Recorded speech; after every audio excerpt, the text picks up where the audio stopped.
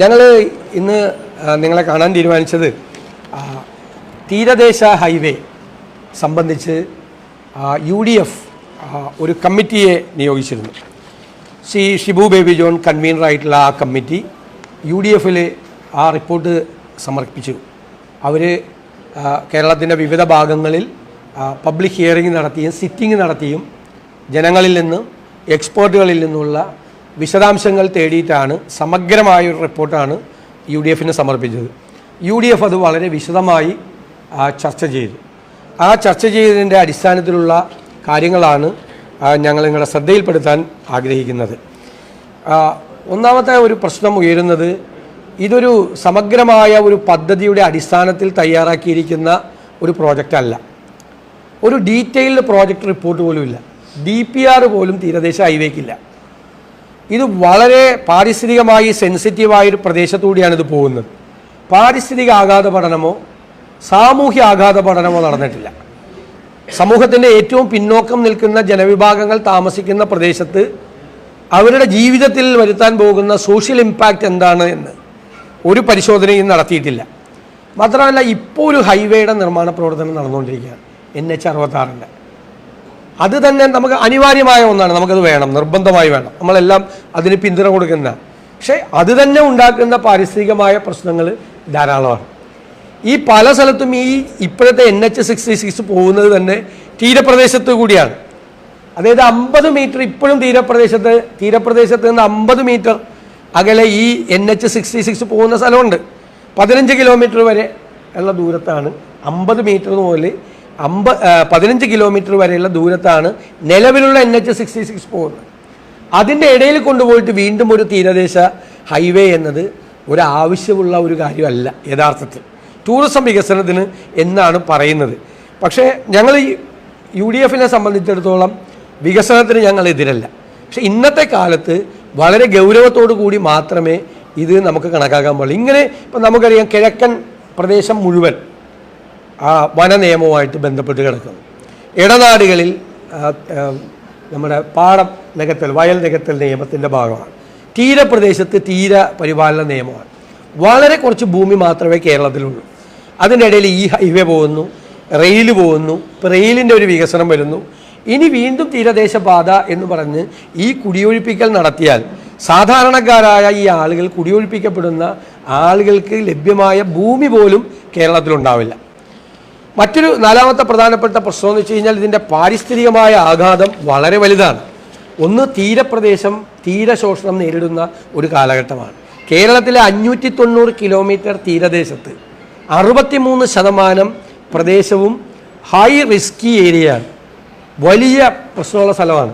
ഇതിൻ്റെ ഇടയിൽ തന്നെ 700 ഹെക്ടർ സ്ഥലമാണ് തീരശോഷണം മൂലം തീരപ്രദേശത്ത് നഷ്ടപ്പെട്ടിട്ടുള്ളത്. അവിടെ തന്നെ കാറ്റെടുത്തും കടലെടുത്തും ഒരുപാട് പേരുടെ ജീവിതങ്ങൾ പോയിരിക്കുകയാണ്. അവിടേക്കാണ് വീണ്ടും ഒരു ഹൈവേ കൊണ്ടുവന്ന് വീണ്ടും അവരെ എവിക്റ്റ് ചെയ്യുകയാണ്. അപ്പം അത് ഒട്ടും നമുക്ക് സ്വീകാര്യമായ ഒരു കാര്യമല്ല. മാത്രമല്ല, ഈ ഭാരമേറിയ വാഹനങ്ങൾ സഞ്ചരിക്കണമെങ്കിൽ ആഴത്തിലുള്ള സബ്സ്ട്രക്ചർ വേണം, ഈ ഹൈവേയിൽ ചെയ്യണ പോലെ താഴേക്ക്. അത് തന്നെ ഈ വെള്ളത്തിൻ്റെ ഒഴുക്ക്, കേരളം ഒരു സ്ലോപ്പ് പോലെയാണ് കിടക്കുന്നത്. ഈ വെള്ളം ഒഴുകി കടലിൽ പോകണ്ടേ? ഒരു മഴ പെയ്താൽ വെള്ളം കെട്ടി നിൽക്കുകയാണ്. ഇനിയും വീണ്ടും ഒരു തീരദേശ ഹൈവേ ഉണ്ടായി അതിൻ്റെ സബ്സ്ട്രക്ചർ കൂടി വന്നാൽ വെള്ളത്തിൻ്റെ സ്വാഭാവികമായി കടലിൽ പതിക്കേണ്ട ആ സ്വാഭാവികമായ നീരൊഴുക്ക് പോലും ഇല്ലാതാകുന്ന സ്ഥിതിയിലേക്ക് കാര്യങ്ങൾ പോകും. ഒരുപാട് പാരിസ്ഥിതിക പ്രശ്നങ്ങളാണ്. ഇപ്പോൾ ഒരു ഉദാഹരണം ഞാൻ പറയാം. ഫറൂഖിൽ നിന്നും മലപ്പുറം ജില്ലയിലെ മത്സ്യത്തൊഴിലാളി ഗ്രാമമായ പരപ്പനങ്ങാടി, തിരൂര്, താനൂര്, ചമ്രവട്ടം പാലം വഴി കുറ്റിപ്പുറത്തേക്ക് നിലവിലൊരു റോഡുണ്ട്. താനൂരിൽ ഈ റോഡും തീരവും തമ്മിലുള്ള അകലം 1.5 കിലോമീറ്റർ മാത്രമാണ്. ഈ ദൂരത്തിനുള്ളിൽ കനോലി കനാലുണ്ട്. ഇത് കൂടാതെ തീരത്ത് നിന്നും 200 മീറ്റർ അകലെയായി മലപ്പുറം ജില്ലയുടെ എല്ലാ തീരദേശ ഗ്രാമങ്ങളെയും ബന്ധിപ്പിക്കുന്ന ടിപ്പു സുൽത്താൻ റോഡുണ്ട്. അവിടെ വീണ്ടും ഈ ഹൈവേ വരെയാണ്. അപ്പം ഞങ്ങൾക്ക് പറയാനുള്ളത്, മത്സ്യത്തൊഴിലാളികളുടെ ആവാസ വ്യവസ്ഥയും ഉപജീവനവും ഇല്ലാതാക്കുന്ന ഈ പദ്ധതി സൃഷ്ടിക്കുന്ന സാമൂഹിക ആഘാതത്തെക്കുറിച്ചും പാരിസ്ഥിതിക ആഘാതത്തെക്കുറിച്ചും പഠിക്കാതെയാണ്. പിന്നെ വളരെ പ്രധാനപ്പെട്ട പോയിന്റ്, ഭൂമി ഏറ്റെടുക്കുന്നതിലെ കോമ്പൻസേഷനാണ്.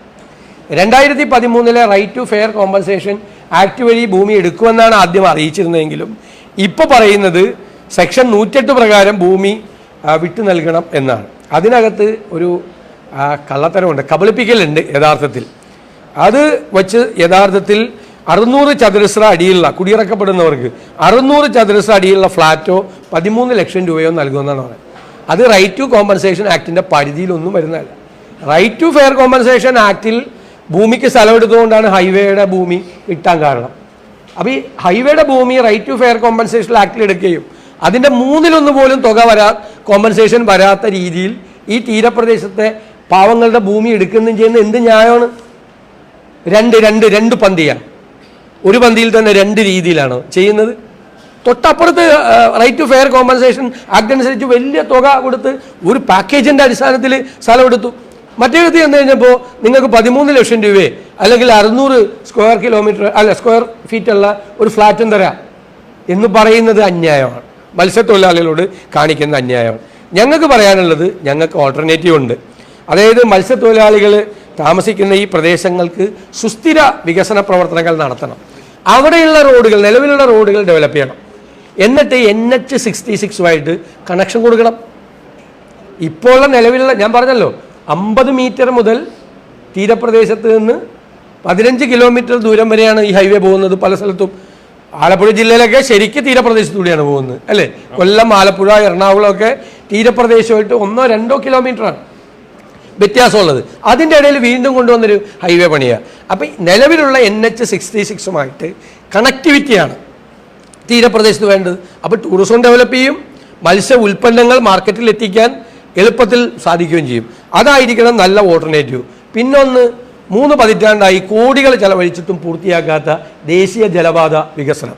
അത് പൂർത്തിയാക്കി എല്ലാ ടെർമിനൽ വന്നാൽ ചരക്ക് നീക്കം മുഴുവൻ നമുക്ക് ഏറ്റവും ചെലവ് കുറഞ്ഞ രീതിയിൽ ദേശീയ ജലപാത വഴിയാക്കാം. അതല്ലേ തീർക്കേണ്ടത്. തീരദേശ ഹൈവേക്ക് അല്ലല്ലോ പ്രയോറിറ്റി കൊടുക്കേണ്ടത്. തീരപ്രദേശത്തെ വിഷയങ്ങൾക്കല്ലേ പ്രയോറിറ്റി കൊടുക്കേണ്ടത്. തീരസംരക്ഷണ ഭിത്തി കെട്ടാത്തത് കൊണ്ട് ഭീകരമായ തീരശോഷണം നടക്കുകയാണ്. ഞാൻ തന്നെ ഈ കഴിഞ്ഞ മാസം 3 കടപ്പുറത്താണ് പോയത്. കണ്ടാൽ കരളലിയിക്കുന്ന സ്ഥിതിയാണ്. കാരണം രൂക്ഷമായ കടലാക്രമണം നടത്തി വീടുകളിൽ മുഴുവൻ വെള്ളമാണ്. ഒരു സ്ഥലത്ത് കടൽ ഭിത്തി കെട്ടുന്നില്ല. അപ്പോൾ തീരദേശത്തെ സംരക്ഷിക്കുന്നതിന് വേണ്ടി, അവരുടെ ജീവിതങ്ങളെ സംരക്ഷിക്കുന്നതിന് വേണ്ടി കടൽ ഭിത്തി കെട്ടുന്നത് ഉൾപ്പെടെയുള്ള കാര്യങ്ങൾക്ക് പ്രയോറിറ്റി കൊടുക്കേണ്ടതിന് പകരം ഈ തീരദേശ ഹൈവേ ആയിട്ട് പോകുന്നത് ശരിയല്ല. ഗവൺമെൻറ് ഇത് പുനഃപരിശോധിക്കണം. ഇത് പ്രായോഗികമല്ല. പാരിസ്ഥിതികമായും സാമൂഹികമായും ഒരുപാട് പ്രശ്നങ്ങളുണ്ടാകും. ഇത് ഞാൻ ഷിബു ബേബി ജോണിനെയും അതിനകത്ത് അദ്ദേഹത്തിൻ്റെ കമ്മിറ്റിയിലുണ്ടായിരുന്ന അംഗങ്ങളെയും TN Prathapan MP, M Vincent MLA, Abdurahman Randathani, Mons Joseph MLA, Anoop Jacob MLA, CP John, Devarajan, advocate Rajan Babu, Saleem P Mathew, ഇത്ര പേരാണ് ഷിബു ബേബി ജോണിൻ്റെ നേതൃത്വത്തിലുണ്ടായിരുന്ന ഈ കമ്മിറ്റിയിലുണ്ടായിരുന്നത്.